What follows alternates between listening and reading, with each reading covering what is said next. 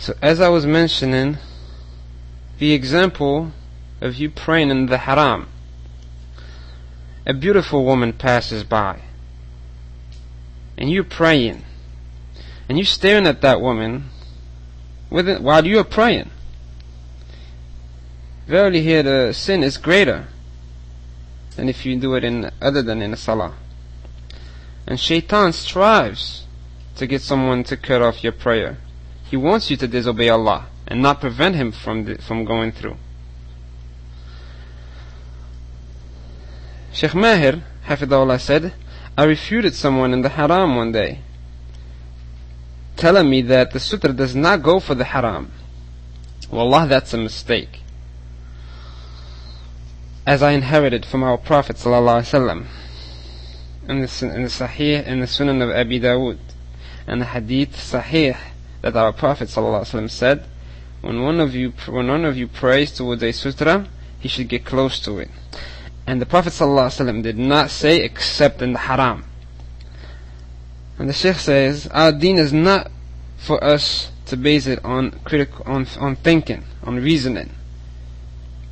Say, oh, the haram is always crowded. Who says the haram is always crowded, first of all? Well, you can use someone that's praying in front of you as a sutrah. You pray behind him, that's a sutrah.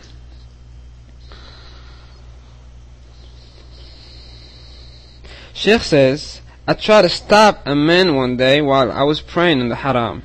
I grabbed him, and the strength is to Allah. That man was stronger. I couldn't stop him from going through. That case, I did my part.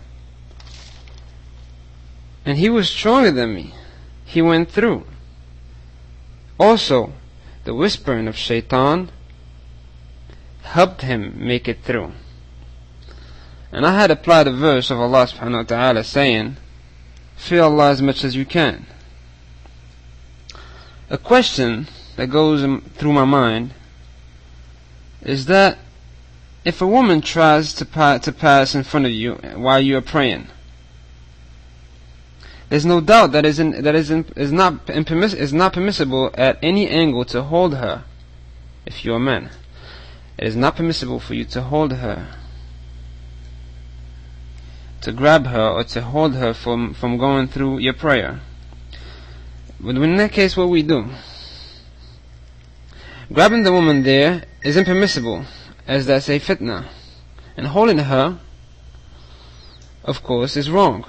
Why? Because it has come in the hadith that the Prophet ﷺ was praying and a sheep came running in front of him, so he raised it until he pressed his belly against the wall, and it passed behind him. The hadith is sahih according to Ibn Khuzaymah, At-Tabarani, and Al-Hakim.